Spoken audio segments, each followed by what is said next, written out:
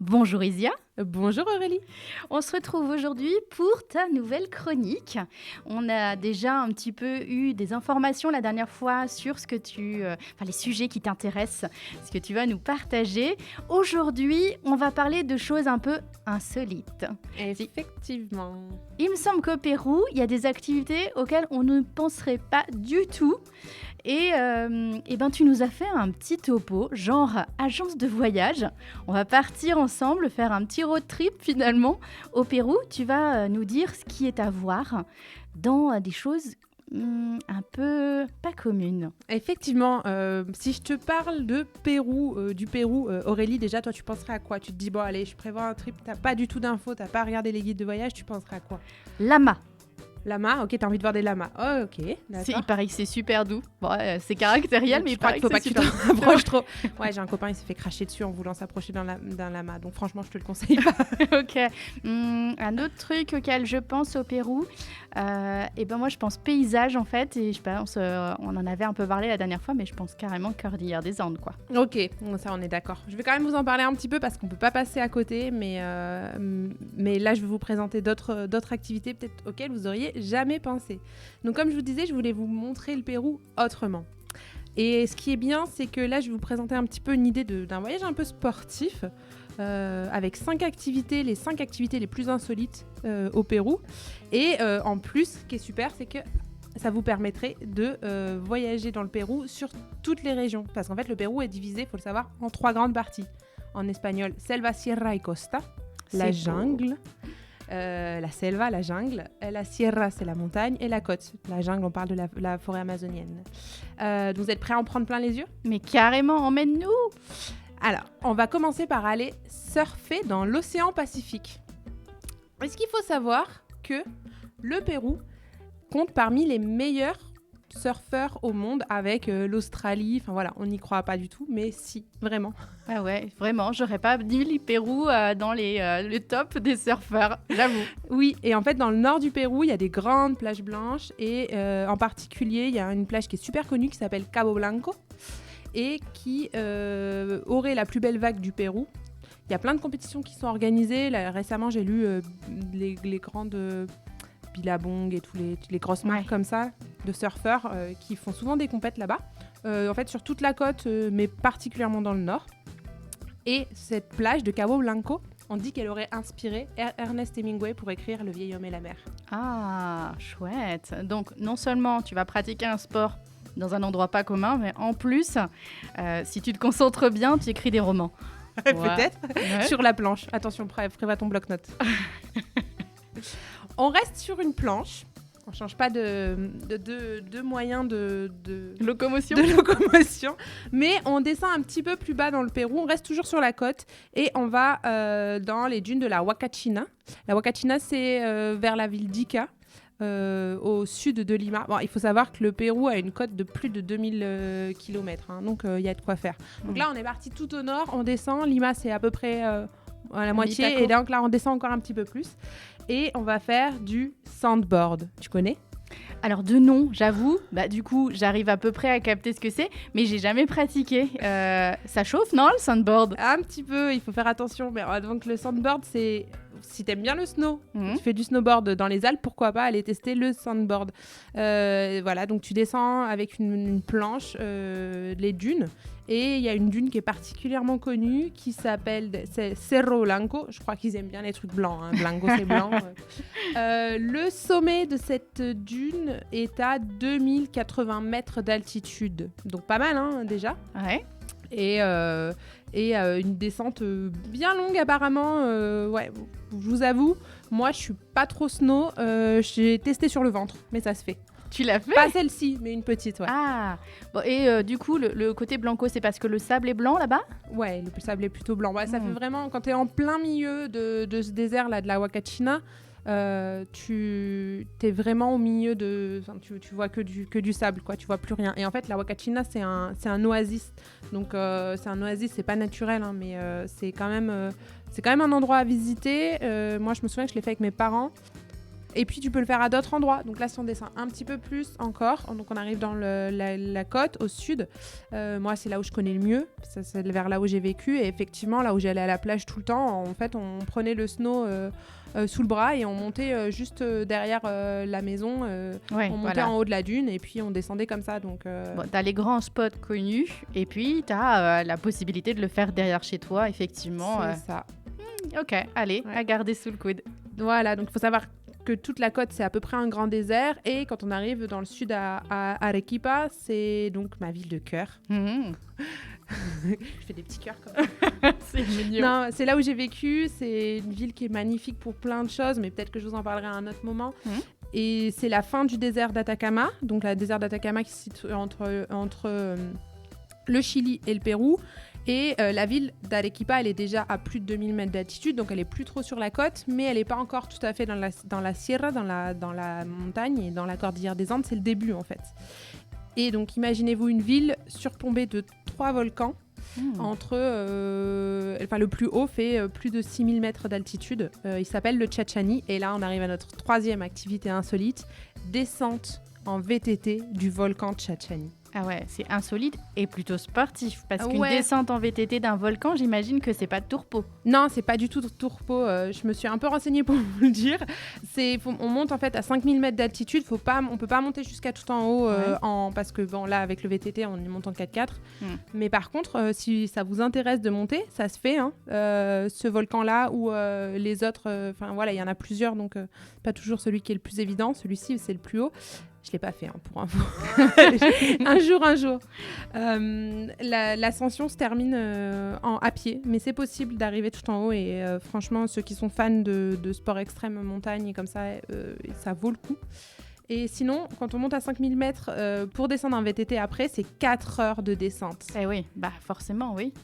Donc t'en as plein les bras, quoi. Ah j'imagine les vibrations dans les... Enfin voilà, mais pour les sportifs qui aiment ces sensations-là, ça doit être un moment chouette parce que tu surplombes finalement. T'as quoi comme vue quand t'es en haut du volcan? Tu vois le début de la cordillère des Andes et puis après en descendant, tu vois la ville qui vaut le coup aussi, qui est belle. Enfin, tu surplombes un petit peu tout, donc c'est très beau. Je l'ai pas fait. Parce que j'ai peur des descentes en vélo. Ouais, moi j'avoue que je sais pas si j'y ferais. Après, je connais quelques amateurs de VTT à qui que ça ferait bien kiffer. Mais moi, j'avoue qu'à partir du moment où ça va trop vite, je freine plus qu'autre chose. C'est-à-dire que je passerai ma descente avec les mains sur le frein. Moi, je suis tombée en étant petite. Alors du coup, j'ai pas testé, mais je vous dis approuvé parce que mon mari et une de mes meilleures amies ont testé, donc... Ah, c'est bon, tu as des testeurs confirmés et vérifiés. Donc, on peut dire que c'est une activité à faire si vous allez au Pérou. Et on continue le voyage en allant un petit peu plus cette fois à l'intérieur des terres et donc la cordillère des Andes. On l'a dit, c'est l'endroit, on peut pas... En fait, c'est insolite. Alors oui, c'est touristique. Mais il y a plein d'endroits, donc on peut éviter aussi les routes touristiques. Puis on peut s'excentrer un petit peu, en fait. On n'est pas obligé de rester sur les chemins connus. Tout à fait. Et puis bon, il faut pas la manquer, quoi. C'est voilà. Donc trek dans la vallée sacrée, c'est ce que je peux conseiller. Alors pour les petits marcheurs à la demi-journée, pour les gros marcheurs sur plusieurs jours. Mais en gros, la vallée sacrée, c'est entre Cusco, la ville que tout le monde connaît, et le Machu Picchu, parce qu'on a l'impression que c'est juste à côté, mais c'est pas du tout juste à côté. En fait, il faut le faire soit en train, soit en trek. Enfin voilà, mais sur plusieurs jours. Il y en a même un qui s'appelle Camino del Inca, chemin de l'Inca, très très connu, mais voilà, il y en a plein en fait des différents treks, donc à adapter, beaucoup moins touristique si vous voulez, et puis vous allez voir des paysages de fou, mais vraiment c'est en prendre plein la tête tout le temps à cet endroit-là, c'est magnifique. Les vestiges des Incas et tout plein de monuments à revisiter, et aussi des vestiges agricoles aussi, des techniques qu'ils pouvaient avoir. Il y a un endroit qui s'appelle Salineras. De la plantation, en fait, un peu en palier, c'est ça, non? C'est ça, tout à fait. C'est l'image que j'en ai des terrasses. Super. Ouais, mais vraiment avec des endroits magnifiques. Et puis on se challenge un peu sur les altitudes aussi. On passe, parce qu'en fait, quand on redescend sur le Machu Picchu, il faut savoir qu'on redescend à nouveau un peu sur la jungle. Donc on est à monter. et on redescend de l'autre côté.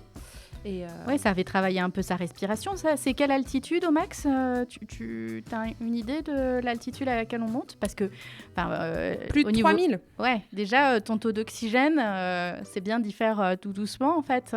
Même si tu évites les sommets, la ville de Puno, par exemple, elle est à plus de 3000. Enfin, voilà, Cusco, c'est à 2000 et quelques. Ouais, voilà, ça paraît pas, mais c'est quand même bien physique, effectivement.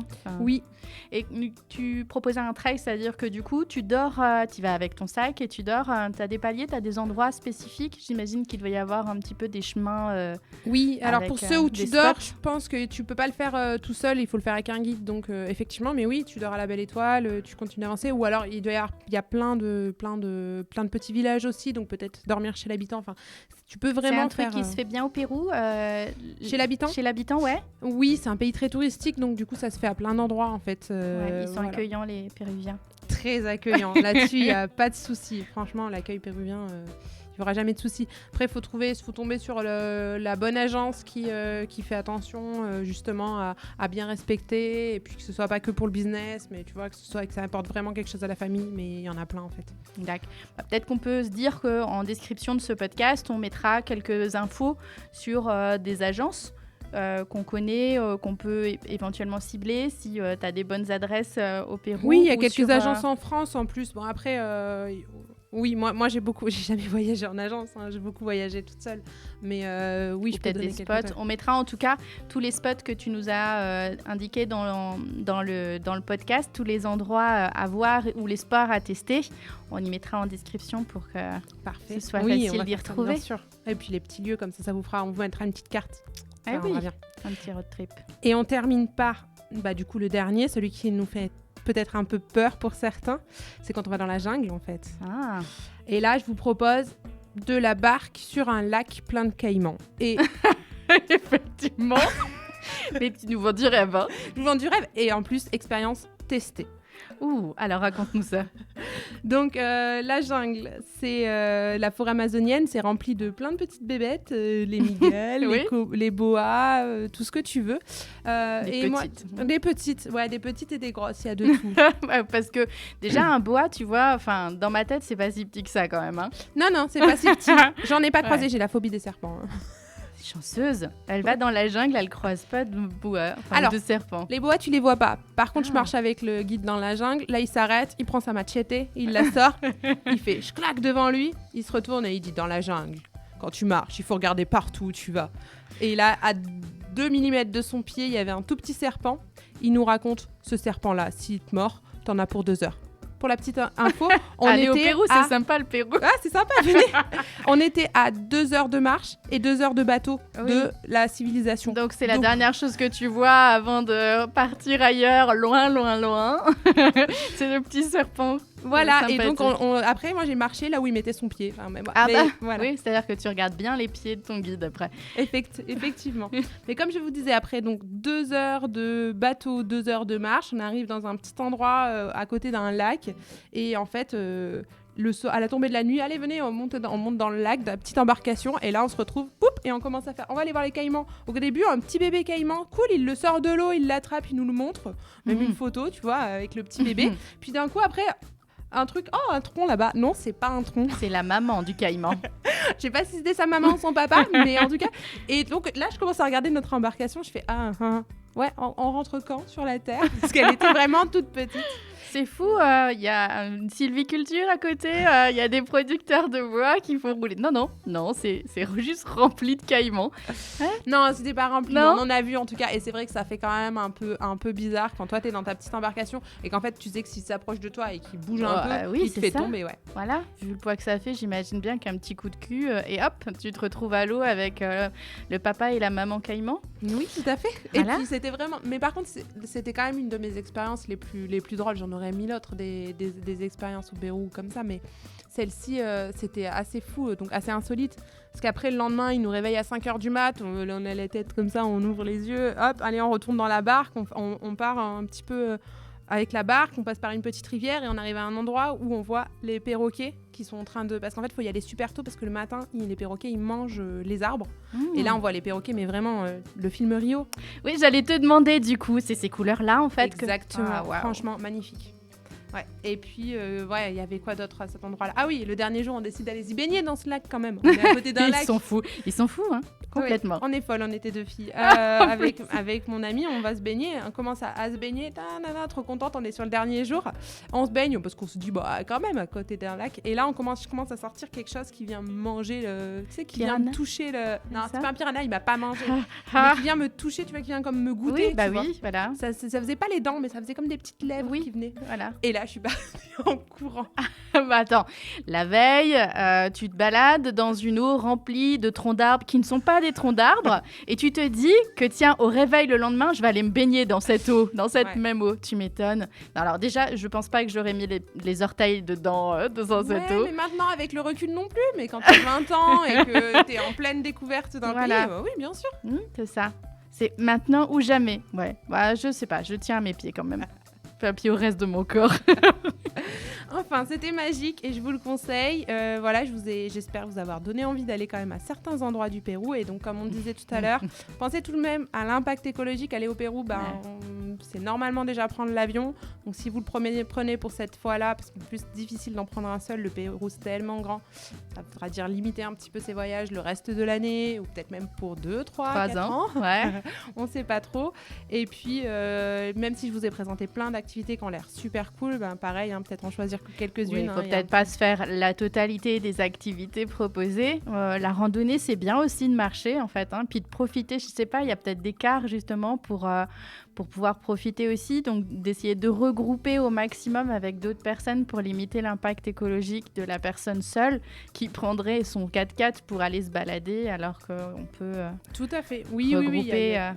Voilà. Mais bon, il faut y penser, il faut réfléchir un petit peu à cet impact. Comme n'importe quel voyage aujourd'hui, de toute façon, on essaye de réfléchir, d'être un petit peu éco-responsable de ses actes. Tout à fait. Et le Pérou, c'est difficile de l'être à 100%, mais en même temps, parce qu'on est obligé de prendre l'avion. Mais voilà, moi, c'est ce que je me dis. Je me dis du Pérou, j'ai pas le choix. J'ai la moitié de ma famille qui est là-bas, je suis obligée d'y aller. Donc, en Europe, je voyage sans avion. C'est ça, on choisit. Merci Zia pour ce voyage au Pérou. J'avoue que je ne ferai peut-être pas toutes les activités que tu nous as présentées, mais c'était chouette en fait de découvrir le Pérou sous cette autre vision. Et puis je te dis au mois prochain pour une nouvelle activité ou une nouvelle découverte de ce pays magnifique. Avec plaisir. À bientôt. À bientôt.